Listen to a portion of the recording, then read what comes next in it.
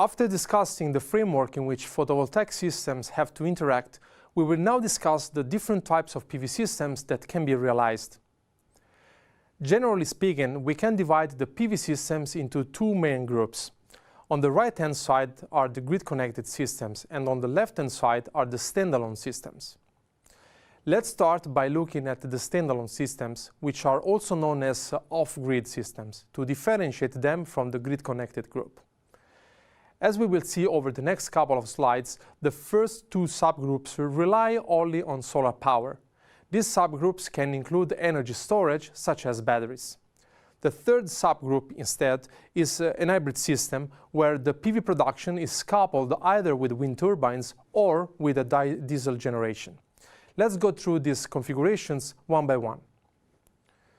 The most simple PV system is the direct current PV system without storage. Here, the DC output of the module or array is directly connected to the DC load. A practical example is this toy that embeds a small solar panel, which is highlighted in red. It is also possible to connect AC loads in this simple PV system without storage. Connecting an AC load involves, however, adding an inverter, which converts DC to AC power between the power source and the load. Then we have DC systems with storage, with a somewhat more complicated topology. The charge controller is connected on one end with the storage unit and at the other end with the PV modules. Indeed, when batteries are implemented as a storage system, a charge controller is required. It has the task to disconnect the batteries from the PV modules when the batteries are fully charged, and may disconnect the load to prevent batteries from being discharged below a certain limit. A DC system with storage is widely used to charge smartphone batteries with solar energy. It is also used in the Nuna car series, the racing car designed by TU Delft and powered only by the sun, which won the World Solar Car Race in Australia. Then, with a slight modification to the system, AC loads can be powered by adding an inverter too. This is the case of buildings that are completely independent from the grid. Note that in most modern houses, DC power is supplied directly to all the DC appliances without passing through an inverter, which would waste a lot of energy in the conversion. In addition, the batteries in these types of systems must have enough capacity to deal with the day-night mismatch between generation and consumption. Moreover, these domestic battery systems must also have enough capacity to face long periods of low radiation intensity due to weather conditions. An example of this system is the design of innovative hotels or concept buildings. These buildings use all kinds of renewable energy technologies, such as wind, tidal, and solar energy. The structure might contain a DC microgrid in case the owner wants to use only DC loads. For example, televisions that are directly working in a DC mode. Then, if needed, the building can also have a connection to the grid. The bottom line is that the system can become more or less complex depending on the final applications. To conclude the standalone group, we have hybrid systems that combine PV modules with a complementary method of electricity generation, such as a diesel and/or wind generator. You can imagine to back up your energy supply and reduce the generation consumption mismatch of solar power by introducing an alternative form of power generation. To optimize the different methods of electricity generation, hybrid systems typically require more sophisticated controls than a standalone off-grid-connected PV systems.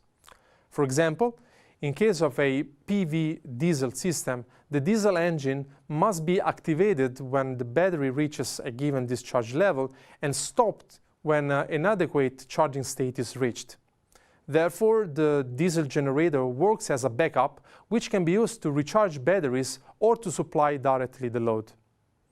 In case of wind and solar, the combination has the advantage that the two sources complement each other because the peak operating times of each system occurs at different times during the day. The power generation of such hybrid system is more constant and show less fluctuations compared to subsystems individually. Let's now move to the second group of PV systems, the grid-connected ones. Grid-connected systems are typically used in buildings. They can be connected to the grid directly or via an household, and might also include storage, as we shall see in next slides. In the simplest version, PV modules are directly connected to the grid via an inverter, which converts the DC power coming from the modules into AC power for the grid at 230 volts and 50 Hz in Europe. In case of small systems, such as those installed in households, the inverter is connected to the distribution board.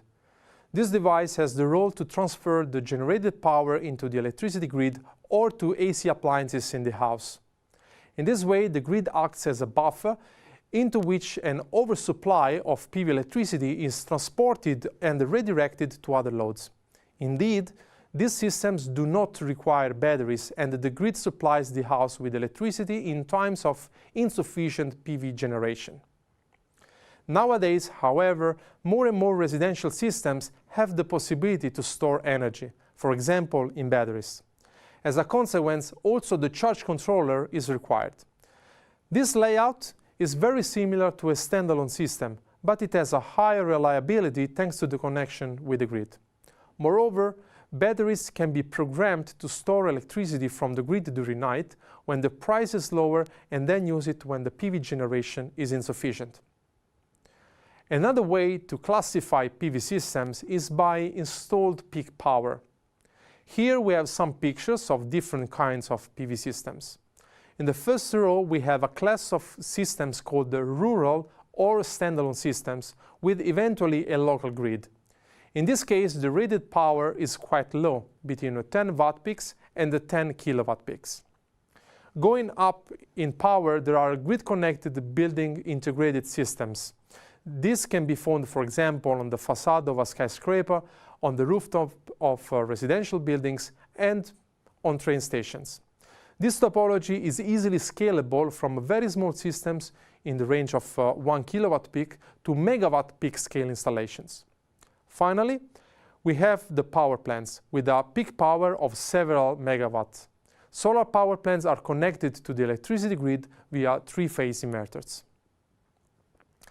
In this last slide, we classify various PV systems according instead to their function. We start with the two main categories of PV systems that occur when photovoltaics are either added onto buildings or integrated into buildings.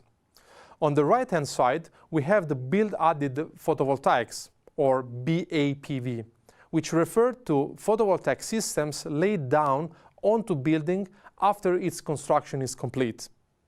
On the left-hand side, we have building integrated photovoltaics, or BIPV, in which PV modules replace conventional building materials. These two categories cannot currently define all the innovative applications involving solar energy and the environment where we live nowadays. Therefore, the concept of environment-integrated photovoltaics, or EIPV, includes BAPV, BIPV, and much more.